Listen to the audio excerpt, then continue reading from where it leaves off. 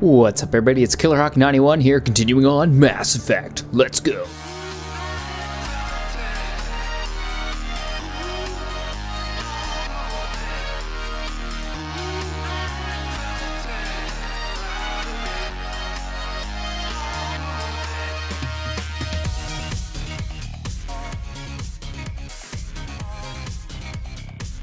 Alright, so we're still on the Citadel. We've got a few loose ends to tie up real fast. We still got the fan to talk to, and I believe we have to go see, I think it's named Jalid? Guy who sent us on that shakedown. Because he wasn't very truthful, and I believe he's over in CSEC, so we'll take the jump there now. And not there. Try this. That's better. Alright. I believe he's this way. Mostly sure of this. Ah! It's on the radar. That means I'm right. Hello, sir. Hello again. Did you have any luck finding Shorban? I found out you've been lying to me, Jalid. Lying? Why would I lie to you? What about the Keeper data? He told you? I didn't mean for any of this to happen. I was afraid Shorban would kill me to get the data, so I was hoping you'd take care of him. I can't let this continue any further. I'm reporting what you did. But I can't. What will happen to the data when I'm gone? Who will carry on our research? It's a shame, but you should have considered the consequences before you acted. But this data could be used to unravel all the secrets of the Keepers. Think what we could learn about the Citadel. Tell me more about this data. Well, it's still very preliminary, but our initial scans suggest the Keepers are as old as the Citadel itself. We might learn how the Citadel was built, or why the Keepers always rearrange things. The possibilities are limitless. If it's that important, then take it back to the people it belongs to. I suppose I should. All right, I'll take it back and continue work on it there. Thank you for not turning me in. I'll make the most of this second chance, I promise you. Have a nice day, Jalid. Commander? Would you be interested in helping me study the Keepers? What do you need me to do? Just take this scanner. Every time you see a Keeper, scan it. Whenever you get a unique scan, I'll reimburse you. That's it. Good luck, and so long. Boom, level up. Nice. So, let's go look at the squad. 2 points, eh?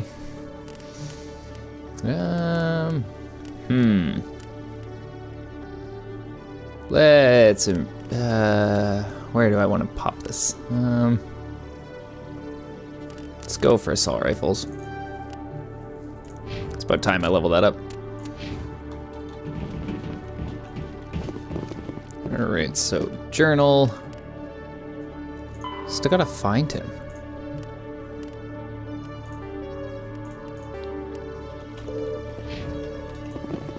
No idea where to locate that guy.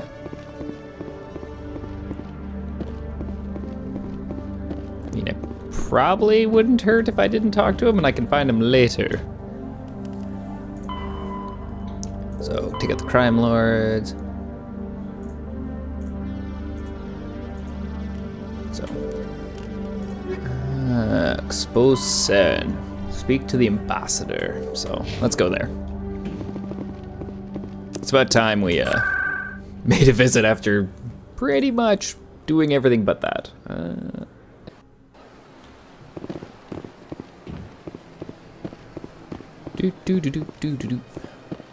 Going on my mission.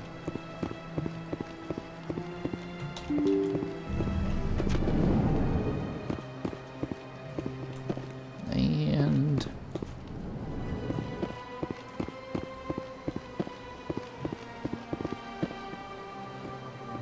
not here. Okay. Where are they supposed to be? Meet him in the Alliance docking bay. Whoop. Helps if I read that. My bad. Little backtracking here.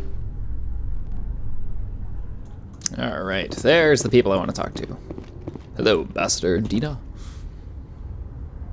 I've got big news for you, Shepard. Captain Anderson is stepping down as commanding officer of the Normandy. The ship is yours now. She's quick and quiet, and you know the crew. Perfect ship for a Spectre. Treat her well, Commander. I'll take good care of her, sir. I know you will, Commander. I want the truth. Why are you stepping down, sir? You needed your own ship. A Spectre can't answer to anyone but the Council. And it's time for me to step down. Come clean with me, Captain. You owe me that much. I was in your shoes 20 years ago, Shepard. They were considering me for the Spectres. Why didn't you ever mention this? What was I supposed to say? I could have been a Spectre, but I blew it? I failed, Commander. It's not something I'm proud of. Ask me later and I'll tell you the whole story. For now, all you need to know is, I was sent on a mission with Saren, and he made sure the Council rejected me. I had my shot. It came and went. Now you have a chance to make up for my mistakes. I won't let you down, sir. Saren's gone. Don't even try to find him. But we know what he's after. The conduit. He's got his Geth scouring the Traverse looking for clues. We had reports of Geth in the Pharaoh system shortly before our colony there dropped out of contact, and there have been sightings around Noveria. Find out what Saren was after on Pharos and Noveria. Maybe you can figure out where the conduit is before he does. The Reapers are the real threat. I'm with the Council on this one, Shepard. I'm not sure they even exist. But if they do exist, the conduit's the key to bringing them back. Stop Saren from getting the conduit, and we stop the Reapers from returning. I'll stop him. We have one more lead. Matriarch Benezia, the other voice in that recording. She has a daughter, a scientist who specializes in the Protheans. We don't know if she's involved, but it might be a good idea to try and find her. See what she knows. Her name's Liara, Dr. Liara Tassoni. We have reports she was exploring an archaeological dig on one of the uncharted worlds in the Artemis Tau cluster. Sounds like we should head for the Artemis Tau cluster. It's your decision, Commander. You're a Spectre now. You don't answer to us. But your actions still reflect on humanity as a whole. You make a mess and I get stuck cleaning it up. I'll try not to make things any harder on you, Ambassador. Glad to hear it, Commander. Remember, you were a human long before you were a Spectre. I have a meeting to get to. Captain Anderson can answer any questions you might have. Awesome. I got the Normandy. Yes, Commander? How are you holding up? Honestly, this isn't how I pictured my career coming to an end. Pushing papers really isn't my thing, but you're the one who can stop Saren. I believe in you, Shepard. If that means I have to step aside, so be it. Tell me what happened with you and Saren 20 years ago. It's close to 20 years ago now. Ambassador Goyle was our representative here on the Citadel. Like Udina, she wanted to get a human into the Spectres. She chose me. The Council sent Saren to keep an eye on me and evaluate my performance, just like they sent Nihilus to keep tabs on you. Why weren't you honest with me? It's not something I'm proud of. I had a chance to become the first human Spectre, and I failed. Saren made sure of that. I think I deserve the whole story. We had intel on a rogue scientist being funded by Batarian interests. He was trying to set up a facility to develop illegal AI technology out in the Verge. Alliance intel had done all the work, but the Council wanted a Spectre involved. We compromised. I was assigned to help Saren in his investigation. We tracked the scientist to a refining facility on Kamala. He was hidden away somewhere inside, protected by an army of Batarian mercenaries. The plan was simple. Sneak into the plant, capture the scientist, sneak back out. Quick, quiet, and a minimum of bloodshed. I'm guessing things didn't go as planned. Saren and I split up to cover more ground. Then about halfway through the mission, there was a massive explosion in the refinery core. Officially, it was ruled an accident, but I think Saren detonated it on purpose to draw off the enemy guards. Sounds like overkill to me. The explosion tore the refinery to shreds. The whole place was on fire. Black chemical clouds poured out into the atmosphere. Nobody inside survived. There was a camp for the workers and their families nearby. Between the fires and the toxic fumes, the final death count was over 500. Mostly civilians. Saren didn't care. The target was eliminated, mission accomplished. And I ended up taking the blame. That ended all talk of me joining the Spectres. Saren caused the explosion. How'd he pin it on you? In his report, Saren accused me of blowing his cover. He said it was my fault the guards were ready for us. He claimed that's why it turned into a massacre. Saren's report was all the proof the Council needed to kill my chances of becoming a Spectre. Don't blame yourself, Captain. I don't. I blame Saren. I think he wanted things to go bad. He was looking for an excuse to blow that refinery. Maybe he just likes the violence. Maybe he was just trying to make me look bad to keep humans out of the Spectres. If so, he pulled it off. Why'd you let him get away with it? Who do you think the Council was going to listen to? Me? Or their best agent? I had a bad feeling about him right from the start. I should have been more careful. Maybe I could have stopped things before they got out of hand. Don't blame yourself, Captain. I don't. I blame... Sorry. Maybe he just likes the Looped violence. it. Maybe he was just trying to make me look bad. The only thing I care about is stopping Saren. You're right, Commander. It's no good living in the past. Any extra intel you can give me on our colony at Pharos? The entire planet used to be one giant Prothean city. Mostly ruins now. But some of the infrastructure is still intact. The colony tried to build on what the Protheans left behind. We lost all contact with them when the Geth attacked. What do you know about the Artemis Tau cluster? Not much. I've never been there myself. A handful of systems with a few small, uncharted worlds, but no real colonies. Might not be easy finding Dr. Tassoni out there. My advice is to look for the world with the Prothean ruins. What can you tell me about Novaria? Novaria's trouble.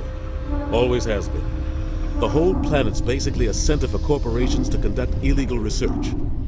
Watch your back there, Shepard. Spectres are about the only form of Citadel authority Novaria respects.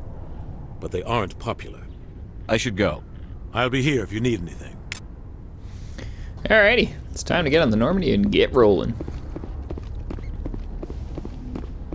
Almost there. Stand by, shore party. Decontamination in progress. I heard what happened to Captain Anderson. Survives 100 battles and then gets taken down by backroom politics. Just watch your back, Commander. Things go bad on this mission, you're next on their chopping block. Saren's out there somewhere, and we're gonna find him.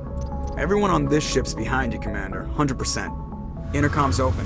If you got anything you want to say to the crew, now's the time. This is Commander Shepard speaking. We have our orders. Find Saren before he finds the conduit. I won't lie to you, crew. This mission isn't going to be easy. For too long, our species has stood apart from the others. Now it's time for us to step up and do our part for the rest of the galaxy. Time to show them what humans are made of. Our enemy knows we're coming. When we go into the Traverse, Saren's followers will be waiting for us. But we'll be ready for them, too. Humanity needs to do this. Not just for our own sake, but for the sake of every other species in Citadel space. Saren must be stopped. And I promise you all, we will stop him. Well said, Commander. Captain will be proud. The captain gave up everything so I could have this chance. We can't fail. Yes, sir. Boom. Got a mission to go. Hey, Joker, how's it going? Commander, something you need? How's the Normandy performing? Is she everything they said she'd be? She's the best ship in the fleet. If you've got a pilot who knows how to handle her. Balance isn't what you'd expect. Takes a while to get used to that oversized drive core we got stuffed in the back, and her power can sneak up on you if you're not careful. The Normandy's probably too much ship for your average Alliance pilot, Commander. Lucky for you, I'm anything but average. I like to know my crew. Mind if I ask you a few questions? I can see where this is going. You did a background check on me, didn't you? Well, I'll tell you the same thing I told the captain. You want me as your pilot. I'm not good. I'm not even great. I am the best damn helmsman in the Alliance fleet. Top of my class in flight school, I earned that. All those commendations in my file, I earned every single one. Those weren't given to me as charity for my disease. What are you talking about? Are you sick? You mean you didn't know? Oh, crap. Okay, I've got Vrolik syndrome, brittle bone disease. The bones in my legs never develop properly. They're basically hollow, too much force and they'll shatter. Even with crutches and my leg braces, it's hard to get around. One wrong step and crack! It's very dramatic, but I've learned to manage my condition, Commander. Put the Normandy in my hands and I'll make her dance for you. Just don't ask me to get up and dance unless, you like the sound of snapping shin bones. Why does everyone call you Joker? It's a lot shorter than saying Alliance Flight Lieutenant Jeff Moreau. Plus, I love to make little children laugh. I was just thinking how much you remind me of Santa Claus. Look, I didn't pick the name. One of the instructors in flight school used to bug me about never smiling. She started calling me Joker, and it stuck. Why didn't you ever smile?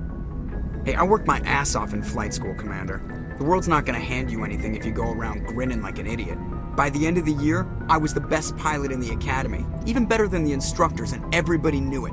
They'd all got their asses kicked by the sickly kid with the creaky little legs. One guess who was smiling at graduation? I have to go. Alright, see ya. Alrighty. Guy who's flying our ship could break his leg at any moment. Good.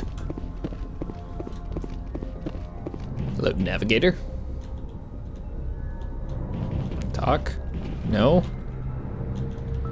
No? Okay. He doesn't want to talk to us, or at least that or my E key randomly died. Here we go, examine. Okay, E's still working. We're still okay. He just doesn't want to talk to me.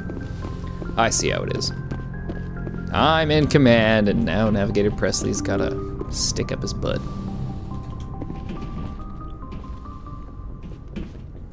But there's still other crew to see, so let's see what we got up here. First, we'll check this back room. Which has, ooh, what is that? Personnel manual. Thank you. Hello, Caden.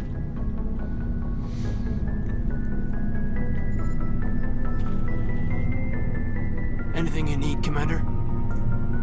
Just trying to get a sense of where the crew's at. Thoughts? I've wasted enough of your time for now, Commander. We'll have time for personal debriefings later. We'll talk another time, Lieutenant. Commander? Well, that was deep talk. Hey, a sleeper pod. Examine that. Alright, that looks to be all. Let's go see Dr. Chokwas. Hello. Yes, Commander? Is there something you need? How did you end up serving on an Alliance ship? I enlisted right out of med school. Earth always seemed boring to me. Too safe, too secure. I figured the colonies were teeming with exotic adventure. I wanted to travel the stars, tending the wounds of tough soldiers with piercing eyes and sensitive souls. Turns out military life isn't quite as romantic as I'd imagined. But humanity needs the Alliance if we want to keep expanding through the Traverse, and the Alliance always needs good doctors. So I stayed on to do my part. I should go. Goodbye, Commander. No, she doesn't have anything else to add. I always feel bad when I cut people off, telling me this meaningful part about their life, and I'm just like, I should go. Don't even get to be like, wow, that's interesting, but I have commander duties. You know, other things. And another elevator. It's a go.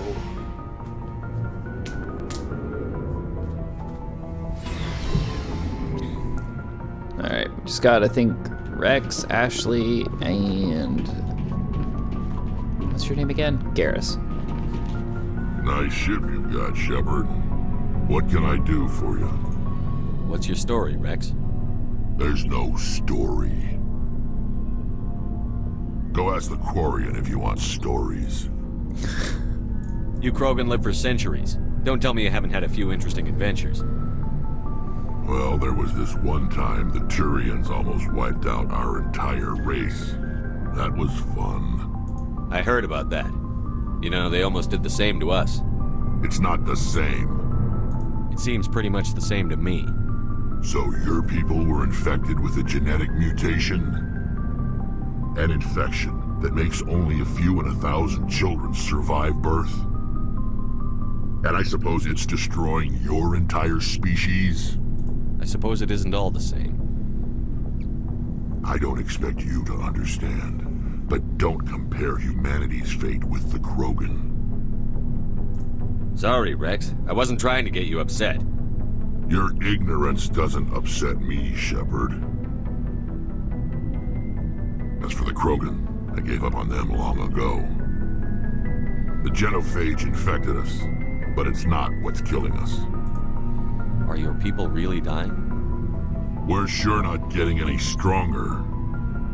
We're too spread out. None of us are interested in staying in our own system. Lots of species have left their homes and prospered. But they go to colonize new worlds. We're not settlers. We're warriors. We want to fight. So we leave. Hire ourselves out. And most of us never go back. What can you tell me about the genophage? Ask the Solarians if you want details. They made it. All I know, it makes breeding nearly impossible. Thousands die in stillbirth, and most never get that far. Every Krogan is infected, every one. And no one's rushing to find a cure. Why don't the Krogan try to find a cure? When was the last time you saw a Krogan scientist? You ask a Krogan, would he rather find a cure for the genophage or fight for credits? He'll choose fighting every time. It's just who we are, Shepard. I can't change that. Nobody can. So long, Rex. Shepard.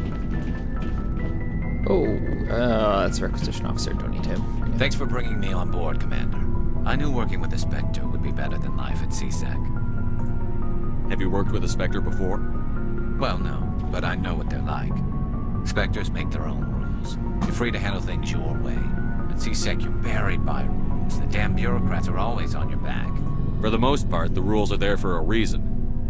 Maybe. But sometimes it feels like the rules are only there to stop me from doing my work. If I'm trying to take down a suspect, it shouldn't matter how I do it, as long as I do it. But CSEC wants it done their way. Protocol and procedure come first. That's why I left. So you just quit because you didn't like the way they do things? There's more to it than that. It didn't start out bad, but as I rose in ranks, I got saddled with more and more red tape. CSEC's handling of Saren was typical. I just couldn't take it anymore. I hate leaving. I hope you made the right choice. I'd hate for you to regret it later. Well, that's sort of why I teamed up with you. It's a chance for me to get off the Citadel, see how things are done outside CSEC. Either way, I plan to make the most of this. And without CSEC headquarters looking over my shoulder, well, maybe I can get the job done my way for a change. If getting the job done means endangering innocent people, then no. We get the job done right, not fast. Got it? I wasn't trying to. I understand, Commander. Got told. Inspect that for some experience. I don't need to worry about anybody's lockers. Hello, Ashley. Commander? What's your opinion on the last mission? Kinda wish you'd got there sooner, Commander. No offense, I appreciate the rescue. I just wish... You wish we'd been able to save the rest of your unit? Yes, sir. If I had been more alert, we wouldn't have been cut down by an ambush. The Geth are perfect ambushers. They don't move, they don't make noise, they don't even breathe. Sir, they have flashlight heads. I'll make sure it doesn't happen again. Do you have a few minutes to talk one-on-one? I'm sorry, Commander. I need to get my duty squared away. I wouldn't mind talking more later, though. Dismissed, Chief. Sir. Ugh. Getting shut down already. Alright guys, we're gonna wrap this part up right here. Actually, wait, before I wrap this part up, I should go talk to Tally. Ugh, I almost forgot to talk to a crew member. That would have been bad. She probably would have hated me forever. Hello? Your ship's amazing, Shepard. I've never seen a drive core like this before. I can't believe you were able to fit it into a ship this small. I'm starting starting to understand why you humans have been so successful. I had no idea Alliance vessels were so advanced. The Normandy's a prototype. Cutting-edge technology. A month ago, I was patching a makeshift fuel line into a converted tug ship in the flotilla. Now, I'm sitting on board one of the most advanced vessels in Citadel space. I have to thank you again for bringing me along. Traveling on a vessel like this is a dream come true for me. I had no idea you found ship technology so interesting. It comes with being a Quarian. The migrant fleet is the key to the survival of my people. Ships are our most valuable resource. But we don't have anything like this. We make do with cast-offs and second-hand equipment. We just try to keep them running for as long as we can. Some of the fleet's larger vessels date all the way back to our original flight from the Geth. I can't believe your fleet's still using ships that are 3 centuries old. They're constantly being repaired, modified, and refitted. They aren't pretty, but they work. Mostly. We've tried to make ourselves as independent as possible on the flotilla, grow our own food, mine, and process our own fuel. But some things we just can't make on our own. A patch to maintain the hull integrity requires raw materials we just don't have. That's why our pilgrimages are so important. Tell me about your people. Our lives aren't easy. Resources are scarce, and we are constantly on the move. Everything we do must in some way contribute to the continuation of the migrant fleet. There are 17 million Quarians in the flotilla, and each of us relies on the others for survival. The bonds among my people are strong. Unfortunately, we have had to surrender many of the freedoms and civil liberties other species take for granted. What kind of freedoms? Well, it's illegal for parents to have more than one child. If our population grows too much, it would strain our resources to their breaking point. Of course, we also can't allow our numbers to become too few. If our population is in decline, the rule against single births is temporarily repealed. In extreme cases of population decline, incentives are even offered to encourage multiple births, though the Conclave hasn't had to take such measures in nearly a century. That's your government. The Conclave is our civilian branch of government. Each ship can elect a representative to serve on the Conclave and make decisions that affect the fleet as a whole. On matters that affect an individual ship, however, the captain has the final say. It's a tradition that dates back to the early days, when the fleet was governed by martial law. Fortunately, most captains nowadays are smart enough to have an elected council from their crew to give them advice and guidance. So the ultimate power rests with elected officials. In practice, the Conclave and the respective council for each ship tend to set the rules that govern our daily lives. But in theory, we are still under military jurisdiction. The 5 top-ranking military officials in the fleet serve on the Admiralty Board. These 5 have the power to overrule any decision by the Conclave in case of emergency. To do so requires unanimous agreement among the Admiralty, and they can only do this once. After that, the entire board must resign their posts. It's a safeguard that served us well. In nearly 3 centuries, the Admiralty Board has only overruled the Conclave 4 times. I want to know more about the Geth. I doubt I can tell you anything you don't already know. It's been almost 3 centuries since they drove my people into exile.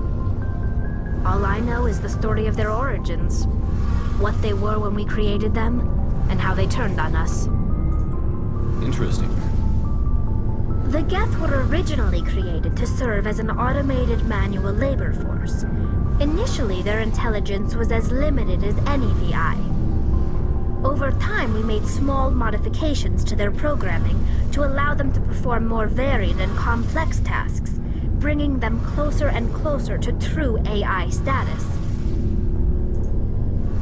How come the Council didn't step in and stop you? This wasn't true AI research. We may have been skirting the bounds of the law, but we never did anything that was actually illegal. The changes were so insignificant, so gradual, that we were able to control them. Or so we thought. But one thing we underestimated was the power of the neural network. A million Geth thinking simultaneously created an inherently unstable matrix. So, the Geth share brain power? Many of the Geth's logic systems were designed to work in concert with other nearby Geth. Basically, the more of them you have in a group, the smarter they are. So there's some sort of group consciousness? No, nothing like that. They cannot share sensory data or information. Their programming cannot handle that much simultaneous input. Each Geth maintains an individual awareness and identity. The neural network only operates on a process-based level. It's basically the synthetic equivalent of a subconscious. But when they're in close proximity, they can coordinate low-level functional processes, freeing up more capacity for original or independent thought. That doesn't make any sense. I'm probably oversimplifying. The Geth are incredibly advanced and complex creations. All you need to know is that they get smarter when they gather in large numbers. As we built more and more Geth, their effective intelligence became more sophisticated, more abstract. One day, a Geth began to ask its Quarian overseer questions about the nature of its existence. Am I alive? Why am I here? What is my purpose? As you can imagine, this caused a near panic among my people. I don't see what's so bad about those questions. The Geth were created to engage in mundane, repetitive, or dangerous manual labor. That's fine for machines, but it won't satisfy a sentient being for long. The Geth were showing signs of rudimentary self-awareness and independent thought. If the Geth were intelligent, then we were essentially using them as slaves. It was inevitable the newly sentient Geth would rebel against their situation. We knew they would rise up against us, so we acted first. A general order went out across all Quarian-controlled systems to permanently deactivate all Geth. The Geth responded to this order violently. You can't blame them for fighting for their survival. We had no other choice. The Geth were already on the verge of revolution. By acting quickly, we had a chance to end the war before it began. The hope was that most of the Geth would still be little more than machines, incapable of organized resistance. But they had progressed much further than anyone anticipated. The war was long and bloody. Millions upon millions of Quarians died at their hands. In the end, we were forced to flee our own homeworld. We feared the Geth would pursue us, but they never came beyond the Veil. Now we drift through space, exile, searching for a way to reclaim what was once ours. I want to know more about the pilgrimage. When my people reach maturity, we leave our birth ships and seek acceptance with a new crew. It's necessary to maintain genetic diversity among the fleet. But no ship wants to accept someone who will be a burden on them. So, to prove our worth, we embark on a pilgrimage. We set out alone, leaving the flotilla and our families behind us. We only return once we have found something of value we can bring back to the fleet. This is presented as a gift to the captain of the respective ship we wish to join. If the gift is accepted, we are welcomed into the crew. Can a captain choose to reject the gift? That doesn't happen often. Most captains are eager to increase the size of their crew. It increases their own standing in our society. Even when the gift is not particularly valuable, the captain usually accepts it out of a sense of tradition. However, there is a stigma to presenting a substandard gift. It's not the best way to make a good impression on a new community. Most pilgrims don't return until they find something worthwhile. I want to talk about something else. Like what? I should go. See you later. I always love how I end those. We should talk about something else. Like what? I gotta go. Oh wait, Engineer Adams? Hey Commander, you know that Quarian Tally? She's been spending all her time down here asking me about our engines. I'll tell her to leave you alone. What? No, she's amazing. I wish my guys were half as smart as she is. Give her a month on board and she'll know more about our engines than I do. She's got a real knack for technology, that one. I can see why you wanted her to come along. I figured she'd be a real asset to the team. You've got an eye for Tally, Commander, but I'm guessing that's not why you came down here. Fill me in on the IES stealth systems. How does it work exactly? You can't hide a ship out in space. They emit too much heat and radiation, too easy for sensors to pick them up, unless you find a way to capture those emissions. So our stealth systems trap the energy we give off in storage sinks built into the ship itself, no emissions to give away our location. Eventually the sinks have to be vented. More than a few hours silent running and they overheat, cook us inside our own hull. There's no way for anyone to detect us? A visual scan can still pick us up. Anyone looking out a window can see us plain as day. But you have to be pretty close to get an actual visual out in space. Most vessels rely on scanners. As long as the stealth systems are engaged, they can't see us. Not unless we accelerate to FTL speeds. Why doesn't it work with faster-than-light travel? Cranking up to FTL blue shifts our emissions, pushes them into frequencies too high to capture in the sinks. As soon as we make the jump, it's like setting off a flare. Sensors can pick up our location whenever we enter or exit FTL flight, but for short-range missions, our stealth systems are amazing, and we've got the only one. Where else have you served, Adams? If you name a class of Alliance ship, I've probably served on it. Everything from dreadnoughts and carriers right down to frigates like the Normandy. My last assignment was on the Tokyo, only a cruiser, but she was a good ship. Couldn't hold a candle to the Normandy, though. I want to know more about the Normandy.